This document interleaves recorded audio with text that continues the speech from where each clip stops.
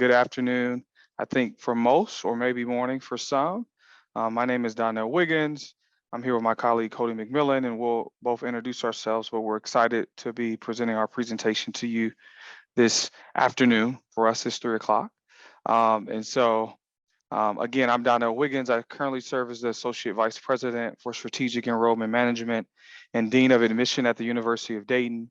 I've been in higher education for over 19 years, a variety of experiences at multiple institutions, both large public research institutions within Ohio, a small liberal arts institutions, HBCUs. Really, throughout my career, that has really informed my experience, particularly around my leadership and how I engage with populations of students, as well as the intersectionality of my identity as it pertains to being a first generation college student, coming from a lower socioeconomic background and understanding the value of higher education and how it can systematically change someone's trajectory. So that's a little bit about me. I'm going to turn it over to my colleague, Dr. McMillen, and then we'll jump into the presentation. Thank you, Donnell. Good afternoon, everyone. Thank you for joining us here during this session. So my name is Cody McMillen. I serve as the Executive Director of Recruitment and Admission for Transfer and Strategic Partnership Programs at the University of Dayton. One of those programs is our Community College Partnership Program, the UD Sinclair Academy, which we'll be talking a little bit about here today. But I've been at UD for, it'll be 14 years this summer. Been in a variety of roles, all related to enrollment management, but thankful that you're here with us today and excited to hopefully engage with you. So that's a little bit about Cody and myself. So we'll set the framework for today in terms of the agenda. We're going to introduce the history of the UD Sinclair Academy, including the position and institutional kind of structure and commitment that we have around the academy. We're going to talk a little bit about enrollment information and include some demographic information on students who participate in the academy, along with program elements. We're going to talk about our new Kessler Scholars program, and we're a part of this new collaborative that exists among Kessler Scholars. We're going to discuss our program through the academy and include elements of the program, and then answer any questions that you all may have and kind of brainstorm how you all can utilize some of the resources and information we're talking about to really develop your own program. We see both the UD Sinclair Academy and the Kessler Scholars Program as national models that you may be able to follow or utilize at your individual institution. So let me talk a little bit about the University of Dayton and how the university mission really informs our work, particularly within enrollment management. So the University of Dayton was founded in 1850 as a Catholic Marianist university, so a top-tier Catholic Marianist university offering both undergraduate and doctoral level degrees. And so our mission is really centered around a diverse community committed to educating the whole person and really linking learning, scholarship, and leadership and service throughout our students' experience from a holistic perspective. So we really value our mission is really centered around developing that whole person. And it really helps to guide our work, particularly not only just in enrollment management, but across our campus. With new university leadership in 2016, Dr. Eric Spina, our president, who's now been with us for 7 years, who came from Syracuse University, really helped us to see our mission as a new opportunity for us to lean into and really be more engaged with how our mission calls us to be more inclusive, more engaging, and really developing pathways for a variety of different students to have access to the University of Dayton. And then we really sat down and really wanted to focus on developing a strategic plan that really provides emphasis on diversity, equity, and inclusion, which includes a detailed plan outlining how we as a university are going to become an anti-racist university in our commitment to pursue inclusive excellence. And I want to talk a little bit about that, stay there for a little bit, because Dr. Spina really, in his inaugural address, really linked that diversity, equity, and inclusion was distinctly linked to excellence. And so really set the framework from his goal, his mission, why this was so important for us, and how if we wanted to be excellent, we were going to have to make some changes. We were going to have to lean in and really dive deeper to diversify our channels in terms of our recruitment efforts, but also do the work from our strategic framework and plan as an institution that would then guide 17 division plans. So for example, enrollment management has a plan, student development has a plan, campus ministry has a plan that they would execute on to really guide our work. And this was so important because we had already begun to do the work around diversifying our student body and really being more intentional around creating access for different diversified channels to have access to the University of Dayton. So we'll go to the next slide. So the University of Dayton commitment to community access is really, we see ourselves as an anchor institution. And we know that given the historic nature of Dayton and the innovation that's come out of the city of Dayton, but also the challenges that exist in our city, particularly around segregation, redlining, et cetera, like many urban cities throughout the country, we want it to be that anchor institution to really enrich and really enhance the greater Dayton community.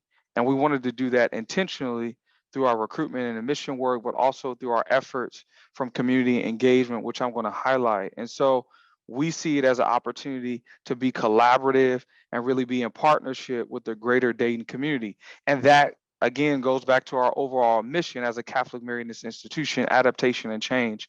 And that really causes us to really lean in and really be connected and be this anchor institution where constituents throughout the greater Dayton region see us as a resource, as an institution that they can connect with and develop a relationship with to provide access to students that they're serving and they're connecting with in a variety of ways.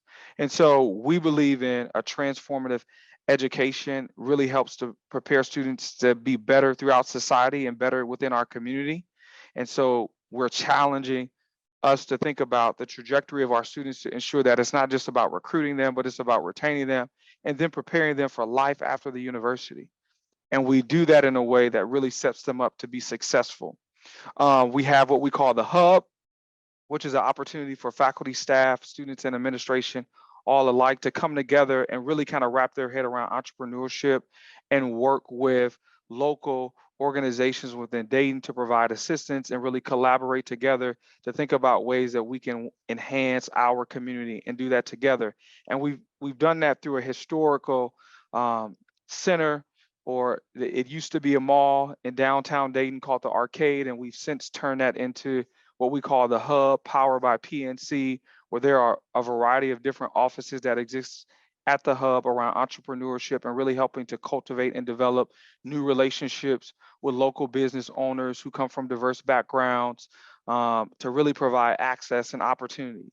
And then we've also developed the Greater West Dayton Incubator, which is a model that we're offering that really provides opportunities and networking for consulting for Black entrepreneurship from historically underrepresented individuals within the city. And so this is really a significant change, a way that we can be that anchor institution and live out our mission and live out our work that informs all the other things that we're looking for, because again, it's about creating access. And then our Fit Center is really a center that's designed as a community liaison and connection and really to service the greater community and create a variety of opportunities for current University of Dayton students to interact with the broader Dayton community through our Dayton Civil Scholars. We just recently, through the Fit Center, received a Health Equity Fellow donation of over $1 million to really have health equity and fellows. So again, all rooted in our mission as an institution. Next slide.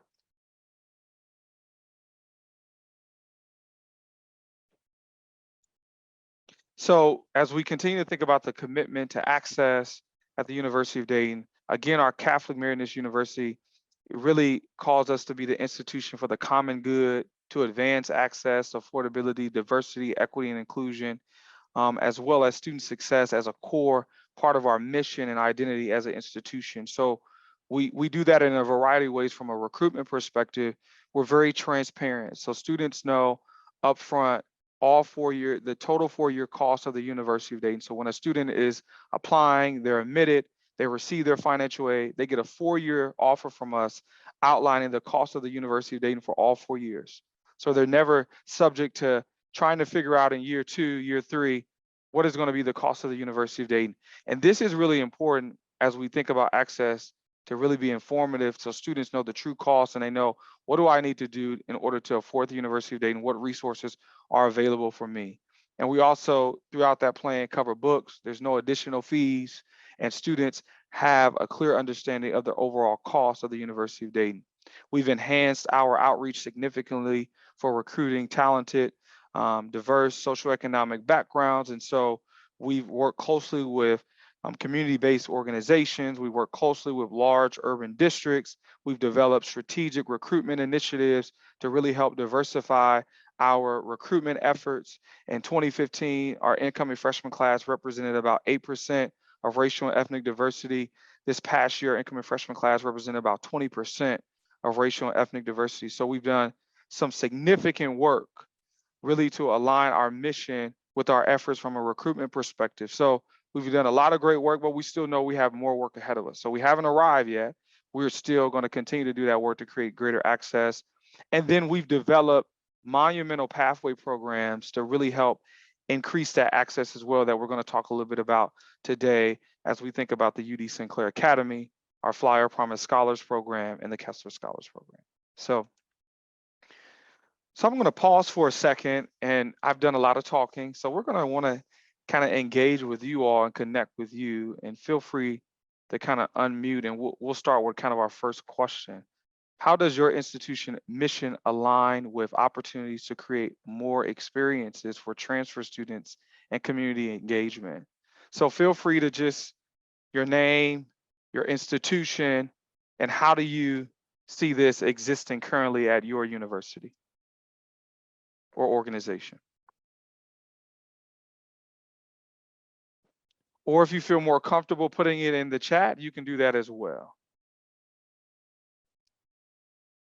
But I see this as an opportunity for you guys to participate and engage with us.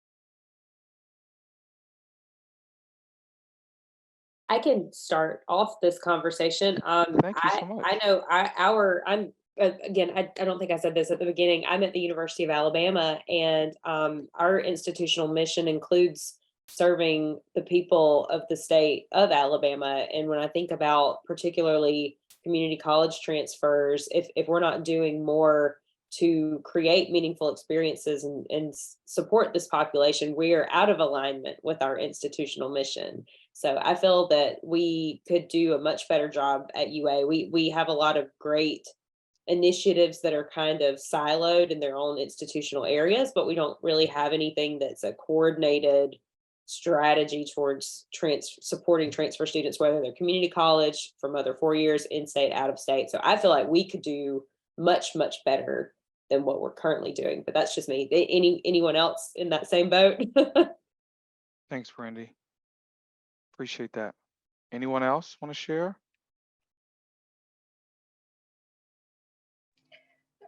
This is Amelia at Barton College. So one thing that we have done in the last few years is create something called cohorts, which is a co-curricular learning opportunity for students. We have it based on different topics and ideas. We have a president's leadership one. We have one for a band program. We have one for artworks. So you don't have to be an art major, but you can be a part of it. And it kind of aligns with our mission, our strategic plan, really, that is our current one, which is bold and connected. So I definitely think in thinking about our transfer students and community engagement, I think this is an opportunity where we can think, how can we connect further to our community and make that more available for our transfer students? Because unfortunately, some of our cohorts are not available to transfer students, particularly ones that are really tied into the major, like nursing scholars. So I think that's an opportunity. Thanks, Amelia. Appreciate that. And Amy, thanks for your comment in the chat as well. I'm gonna move to the next question. Are there any local or regional institutions that could be a potential partner to serve more students, that you could potentially partner with to serve more students? Has that been something that anyone considered or thought about?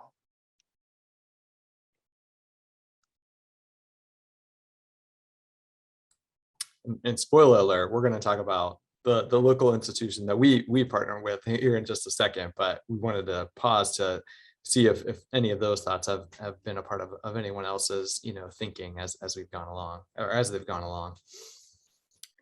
I could speak up. I work for an art and design college, and the community college that is just like a 5-minute walk from our campus we have articulations with 2 of our majors there, but we're not able to articulate with them with the rest of the majors because of kind of the specificity of the sophomore level classes. And something that we've talked about that we've received like a little bit of pushback about is having like a partnership where students could take their freshman year, their foundation year in the studio arts world at that community college as a means to save money and have more flexibility with their scheduling, and then come over to our school for the sophomore, junior, and senior level. But we have different goals than the community college, who wants to graduate as many associate's degrees as possible. So that's been a kind of recurring conversation at my institution. Thanks, Sierra. I appreciate that. Well, I think you'll really appreciate what's coming next that Cody's going to talk about. So I'm going to turn it over to my colleague Cody, and he'll talk about the UD Sinclair Academy. Thank you, Donnell. So yeah, we, again, back in, kind of 2015, 2016, as we brought new, university leadership on board, and really based, as Donnell mentioned, on our mission to be that anchor institution in our community and be able to create more access opportunities. We began to explore what a community college partnership program, might look like. And again, we being a private institution, wanting to partner with a public institution, recognizing that, again, we have, 2 different constituencies sometimes, and, 2 different missions. And, but we were very pleased that we had a willing partner in Sinclair College, which is located in downtown Dayton, really who has very similar institutional values that we do in terms of creating opportunities for, more members of our community and beyond to, obtain a college education. And so, we're thankful that they were open to creating this partnership, which is now the UD Sinclair Academy. And so, Sinclair Community College, they're located really within blocks of UD. They're amongst the largest community colleges in America, traditionally recognized as really one of the best in the nation. They typically enroll over 30,000 students annually in more than 300 degree and certificate programs. From 2012 to 2021, the number of Sinclair graduates increased by 117%, including a 372% increase of historically underrepresented graduates. And so really it was a perfect match for us based on what we were looking to do. And so this model, the UD Sinclair Academy, we promote a 4-year college experience, and that students typically enroll for their first 2 years at Sinclair and then their final 2 years at UD, usually obtaining both an associate's degree and a bachelor's degree in this program. We offer over 100 articulated 4-year degree pathways for students to choose from.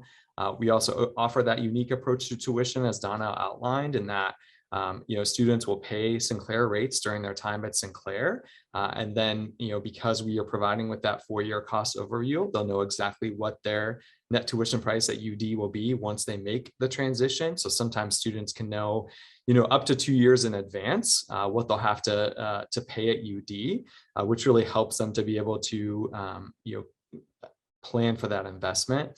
Students have access to faculty and staff at both institutions. They have access to facilities at both campuses, including the ability for students while they're enrolled at Sinclair to join student organizations and clubs at UD. They can use the UD library.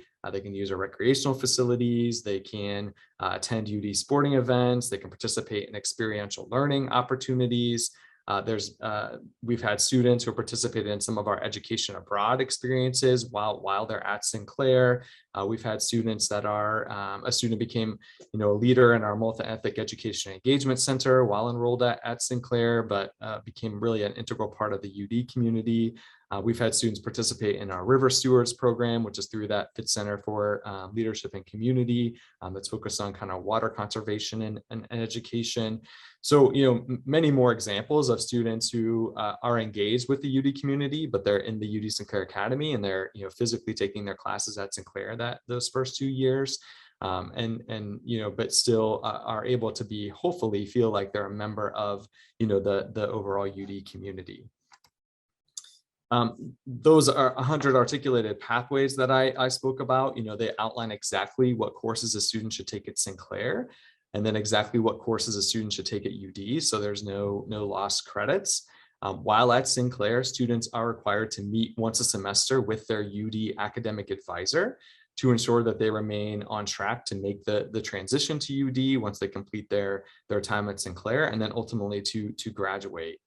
In addition to academic advising, we also offer an in-house student success support team at UD that works with students in a more holistic way. This is actually something that's relatively new.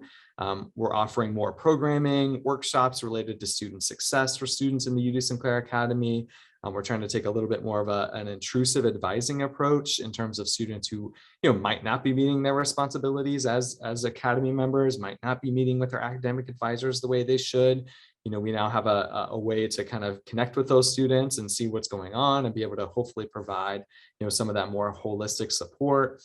We have a new online platform kind of similar to Blackboard that we as a campus uses kind of our online learning management system, but is now being leveraged for students in the UD Sinclair Academy as a way for them to get messages about what's happening on campus.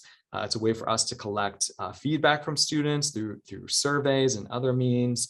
Students can schedule those student success meetings right on this online platform. They can view resources on both UD's and Sinclair's campuses. And then really, it also helps them to get used to this online learning platform that they will eventually use as UD students. So they get introduced to it, very early. And so some of those have been, like I said, kind of new iterations that we've made, but continue to, be able to be or allow students to feel like that they're a member of really both campuses, but in particular, make them feel like they're a member of the UD community from the get-go. Since its inception in 2016, we've seen the UD Sinclair Academy really enhance our transfer student population. So when we welcomed our first cohort of students in the fall of 2016, there were 7 students in that original cohort. And now we typically welcome, over 100 students into the academy each fall. Since 2016, we've enrolled over 1,200 transfer students. So those would be both students in the UD Sinclair Academy, as well as transfer students that are coming from other community colleges or elsewhere. And again, the UD Sinclair Academy has been the kind of primary driver of that increase in transfer students. Many of these students, particularly within the academy, have brought socioeconomic and other forms of diversity to our campus. 20% of our UD Sinclair Academy students identify as first-generation college students, 30% are Pell eligible, and then just over 20% identify as historically underrepresented students in terms of race and ethnicity. We've also seen some great success with our graduates of the UD Sinclair Academy, in that we've had a 96% success rate. So 6 months after graduation, 96% of students were either employed in graduate school or doing full-time military duty. And many of those students, particularly the ones that have been employed, are employed in the Dayton area. And so they're contributing back to our local economy, which is significant as well. And so this growth of transfer students has been significant for our institution, but also in terms of the national context. So we know, many public universities have developed, very similar community college partnerships over the years, due to a variety of factors. But we know that private universities like UD have not always kept pace, and in many ways have actually experienced a decline in transfer students, according to IPED's data.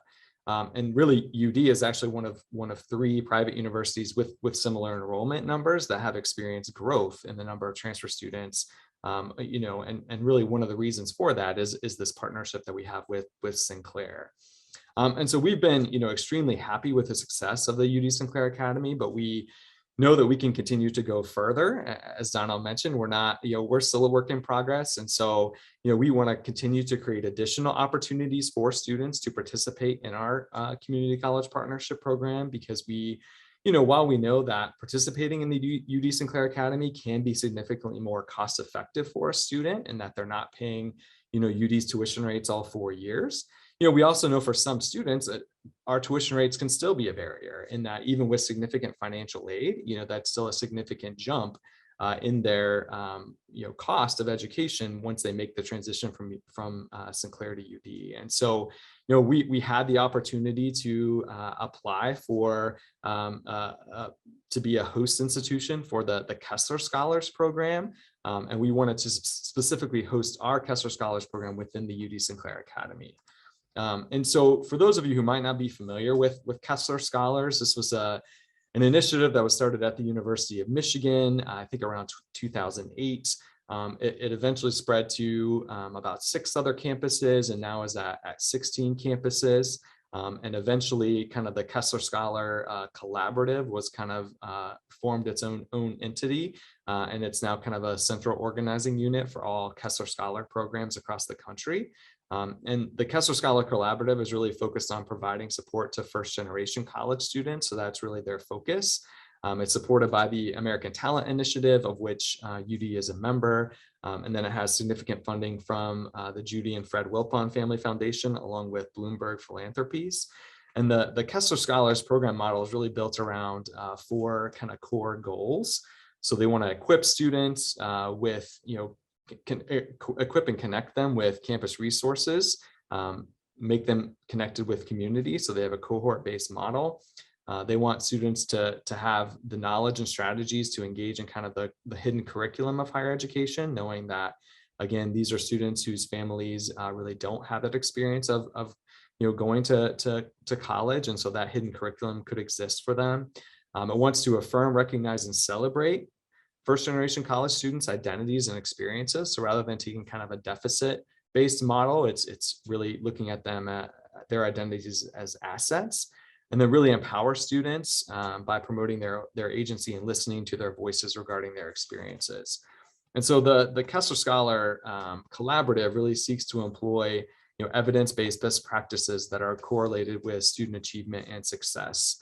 As I mentioned, there are Kessler Scholar programs, currently at 16 campuses across the country. They have that cohort-based model and programming to support student success. The Kessler Scholars Program is we're continuing to learn more about them. Again, fall of 2023 is when our Kessler Scholar Program is going to kick off. We know that they are unique to the individual institutional context. So the Kessler Scholar Program at the UD Sinclair Academy, it will be the only program thus far to have the community college private university partnership as a part of it.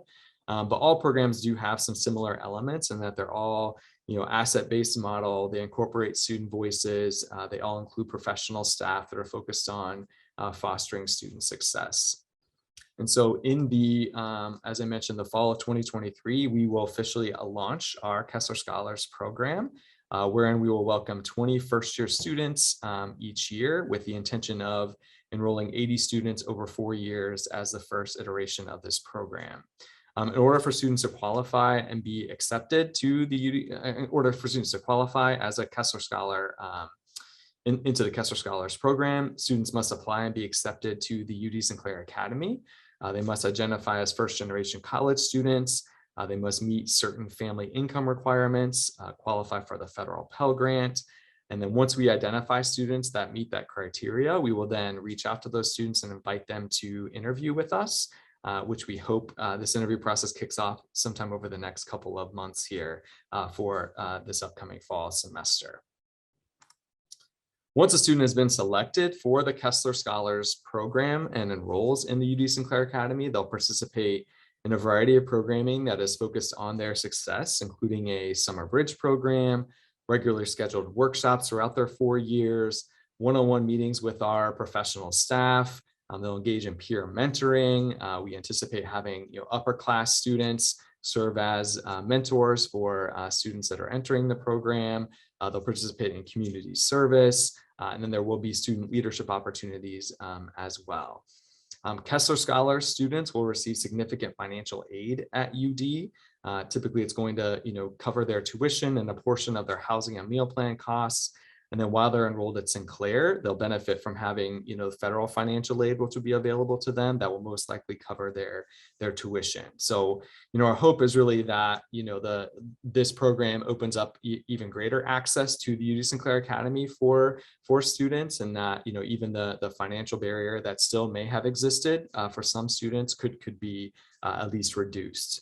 Our program is modeled after other Kessler Scholars programs across the country, as well as our in-house Flyer Promise Scholars program, which is a similar program that supports underserved and underrepresented students, features a 92% four-year graduation rate, offers very similar programming, including a summer bridge experience, connections to professional staff that really meet one-on-one with students and create student success experiences.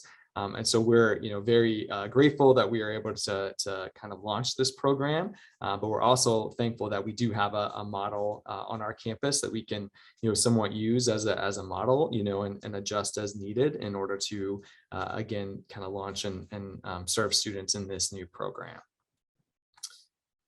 So, we really, view the UD Sinclair Academy and our Kessler Scholars program, as Donnell said, as kind of a potential model that could be replicated elsewhere. But we want to, stop here and really see what you all think about that. And so we have some, kind of guiding questions. We want to make sure to answer any questions that you all have. But we'll pause here and kind of open things up to some of these questions that are listed here. So, is this a replicable model, for you? Are again, there regional or local institutions that could be partners, with you? What barriers exist that might prevent you from being able to partner with other institutions? And some of those have been raised already. Are there, ways in which, kind of similar models or elements of what we presented here that could be implemented on your campuses? How could, kind of offering multiple approaches or pathways serve a greater number of students? So as I mentioned, we have our Flyer Promise Scholars program, which really serves students who are starting directly at UD. But then, we have the UD Sinclair Academy as well, which again, students start at Sinclair and make the transition to UD.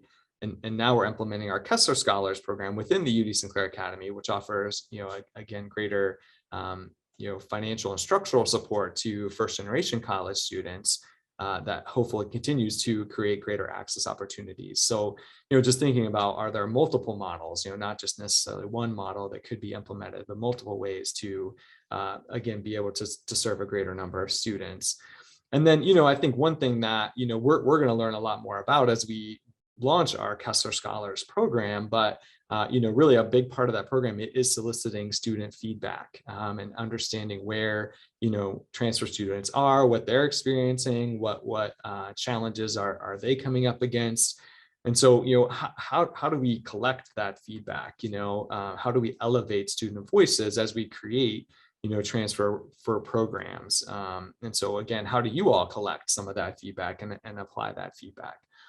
So I want to pause there. I know I ask a lot of those questions. Does anyone have any answers to any of those questions or thoughts about, anything that we presented? Any questions about what we presented? We want to open it up now. I think I see a raised hand from Missy. Hi, y'all. My name is Missy Shankman, and I'm from Sul Ross State University. I'm the coordinator of transfer services. We have a program that's similar sort of to what you're doing. I really like a lot of the ideas that you've got. We have a distance program. I'm actually officed on one of our community college campuses where the students can get their four-year degree from Sul Ross State University on that community college campus. I'm very intrigued on the idea of them being a part of the academy. Do your students, are they considered UD students when they're at Sinclair as a part of the academy? Yes, they are. Okay, how does that work? Dr. McMillen? Yes. So they're actually issued so that when they apply to the UD Sinclair Academy, they actually are completing a separate application. So they don't complete kind of the UD application. They complete the UD Sinclair Academy application, which lets us know right off the bat that the student is interested in the academy. Students can complete both the UD application and the UD Sinclair Academy application. We see students do that all the time. They'll get 2 separate financial aid offers from us, and they'll be able to weigh, what might be the best route or fit for them. But should they enroll in the academy, they're considered UD students from the get-go. They get a student ID card. They're instructed on how to do that. They have a checklist as an incoming first-year student. They go through a student orientation program that our Student Transitions and Family Programs puts on, that's specific to UD Sinclair Academy students, outlines all the benefits that they have available to them. But then, really so the one thing that we should mention, so as of right now, students aren't able to be housed on UD's campus. So and Sinclair doesn't currently offer housing. And so, students really are, if they do come to UD's campus, they would have to come and, potentially purchase a parking pass and engage that way. But, they are free to come and use our recreational facilities, our library. They can join student organizations. There's resources out there about how they can do that. There are, like I said, they get the student discount at all of our sporting events. Many have joined student organizations and gotten involved, even while they're at Sinclair. We have a presence at Sinclair's campus. So our Director of Student Success for our community college partnerships will routinely go to Sinclair, meet with students, encourage them to be a part of, UD's campus community. We host social events for students that typically is on UD's campus so that students can engage. There's a social event this weekend actually at our women's basketball game for students to go to. So yeah, we try to do, everything we can to kind of make them feel like they're a part of the UD community. Now, I would say, frankly, not all students participate in all of those opportunities. Some students don't really step foot on UD's campus until they actually make the transition to being enrolled at UD, but they are considered UD students. And then from a kind of the mechanics behind that, they enroll in a placeholder class at UD while they're at Sinclair. That keeps them kind of enrolled in our, from a registration perspective. And so that class is not really a class. They don't get enrolled in that class until after they meet with their academic advisor. And so that also prompts students to meet with their academic advisor so that they get enrolled in that class, so that they, kind of maintain all the benefits that they have as being a member of our community. And 2 things I want to add, Missy, is that, a part of my role is really to help. How do we, from an institutional standpoint, understand that UD Sinclair Academy students are UD students? So really changing the culture on campus so that when they're interacting with advisors, when they're interacting with faculty members, they feel that sense of belonging. And it's not about a fit, but it's about the sense of belonging that they have within the community, that they're valued, that they're respected, and that they are truly a flyer. And so what we've done through the academy is have steering committees and really outline different partnerships at both institutions where we're meeting on a regular basis to really eliminate any barriers that may exist. And this has been so key to our work. And so having these regular conversations, with my direct person at Sinclair, and really Cody's direct person at Sinclair, and leading strategic conversations to really talk about how do we eliminate the barriers, but then also really being able to see how does this really impact the greater Dayton community. Over 80% of the students who go through the academy stay and live in Dayton. And so it's a direct connection to the overall workforce, the Dayton community. And so when we have 2 institutions coming together and then celebrating the success of the program, we did that this past year, which we replicated from our Flyer Promise Scholars model, where we celebrated the graduating and students that was transitioning from Sinclair to UD, really resonated with the community, and a lot of publicity and press to show that 2 different type of institutions were able to come together and offer this unique program. And so really changing institutional culture is really important in this work. And so really having tough conversations and really educating faculty and staff around the importance of creating sense of belonging is really key. So Awesome. Thank you guys so much. thank you. Alyssa, did I say that correctly? Hi, my name's Elisa. Alisa, my apologies. No problem. I started to ask my questions in the chat and then I realized I had more than one question and thought. So I work at Marian University in Indianapolis, and I think we're kind of unique, although I would love to know if there's others out there. We are a 4-year institution, but we've actually acquired 2 different 2-year colleges that are now under the umbrella of Marian University, and students can transition from a 2-year associate's onto our main campus in Indianapolis. And we're still new in this space.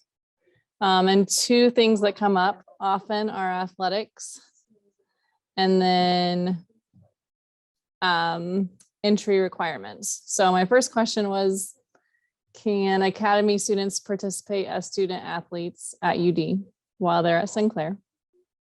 And my second question, if you have a student that applies to UD and does not meet the academic threshold, are they rerouted to the Academy as a route of starting at Sinclair?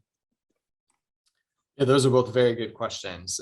So thank you for that. And that sounds like a really kind of similar model, although, you know, you'll be kind of one institution versus, you know, really two different institutions. And so, yeah, so in generally, so, you know, UD is a Division I in athletics. And so typically students in the UD Sinclair Academy, while they're at Sinclair, you know, are usually not able to participate in athletics. Exceptions would be things like intramurals or even club sports, you know, they typically could participate in, but I think there's some NCAA rules that, you know, require a student to be enrolled at the, you know, the institution that they would be playing at, yeah, full time. And so, so they're not able to participate in that. I think the only other exception would be some of our fraternities and sororities that we have on campus. Again, there's some kind of bylaws there that prevent UD Sinclair Academy students from being a part of those groups until they, again, make the transition to UD. As for the kind of the admission piece, so, you know, in general, we do review the applicants to the UD Sinclair Academy, very similar to the way in which we review our applicants, our first year student applicants, as well as our transfer applicants. So, you know, we should mention there really are 2 ways to get to the Academy. A student could apply directly out of high school and start directly at Sinclair, and typically they go 2 years and then make the transition to UD for their final 2 years. They could also be a current Sinclair student. And so they can apply to the Academy while they're already enrolled at Sinclair. And then there's the chance of some of their previous coursework could count towards that articulated pathway. And so we do look at students a little bit differently depending on, you know, what type of applicant they are, you know, but in general, you know, they are very similar to the way in which we review our incoming first year students and then again, our transfer students. But what we would do if a student doesn't meet the academic, you know, requirements of UD, for example, you know, and we know, again, as of right now, typically it is going to be kind of, you know, local area students that could benefit from the Academy with the housing not being in place. We will, you know, direct them to enroll at Sinclair and then apply for the Academy after the fact. So we're basically encouraging them, you know, really take some classes at Sinclair, you know, do well there, you know, show us that, you know, you can, you know, succeed in a collegiate environment, and then reapply to the Academy, you know, after a semester or more, and we'll, you know, reconsider you, and then you can get started from there. And we'll have those kind of direct conversations with students. You know, we are doing kind of, you know, direct outreach to students, kind of helping them through navigate that piece. You know, we also sometimes, you know, a student that's currently enrolled at Sinclair will apply to the UD Sinclair Academy, and they're ready to come to UD right away. You know, they've already kind of fulfilled their, you know, requirements towards their associate's degree. And so in that case, we'll say, you know, it's actually better for you to just be a transfer student and to transfer directly to UD for the next term. So, you know, really navigating those conversations really about, you know, having the capacity to have some of those, you know, kind of more direct personal conversations. And, you know, right now the capacity that we have, we're able to do that, which is helpful, but that's typically how we handle some of those things. So I would offer just there was two questions in the chat. Becky had a question around just what are some of the things from our model that you can take from when a community college isn't as close? I think one of the things that's really important is our approach around student success. You know, students as a transfer student are dealing with a variety of life issues. And so how do you really have someone who's helping them navigate those life issues as they transition to the university, but also providing someone with support as well as additional resources. So that's something that I would highly recommend, is having someone focusing on student success that's not just in the classroom. There's a lot of things happen outside of the classroom that students need support with. And if they can have someone that they can regularly go to and connect with, it truly makes a difference in their overall experience and sense of belonging and really helping them navigate the campus. So that's something that from our model that I would highly recommend, and making sure that students have access to the resources that exist at your institution. And how do you change the institutional culture around transfer students? And then there was another question around Title IX and student code of conduct. All of our academy students have to meet the University of Dayton Code of Conduct and Title IX qualifications and recommendations. So all of our academy students are required to indicate that they will abide by our student code of conduct. And if there's any issues that arise on St. Clair's campus or even our campus, we're talking with both campuses to make sure that we're in the loop. And that student success, our director for student success, is really a big part of that. And we're also sharing data and having those steering committee meetings that really inform those conversations. And so that, again, is changing that institutional culture and really collaborating with both entities so that we're sharing data and we have a flow of information going between both institutions. But that requires time. And requires certain agreements that need to be in place in order to address those needs. So I hope that answers both of those questions. And I'll just add that students, when they decide to enroll in the UD St. Clair Academy, they do agree to it, allowing their data to be shared amongst the institutions. And so, you know, that's how we're able to kind of share some of that information. We share transcript information as well. That helps to keep students, again, on track and allows us to be able to advise them in an appropriate way. And the great question, Amy, does your student success coach serve as an academic advisor? No, they don't. The student success coach does not serve as an academic advisor. They serve as a life partner, and the student success coach really only focusing on those things. Can they talk about academics? Can they help the students navigate that? Absolutely. But the UD St. Clair Academy student has a separate advisor in the academic unit. This success coach is really about what are those co-curricular things? What are those things, again, outside of the classroom? They're trying to navigate life issues and really spend that time with them. And we know personally for us that model works because we've seen the impact of our Flyer Promise Scholar students from them having a success coach and the success rate and graduation rate in 4 years and 8 semesters that they've had. So yeah, I definitely think it should be a separate position. All right. Well, it looks like we are at time. Thank you so much to these outstanding presenters. Thank you for sharing your program with us and your knowledge.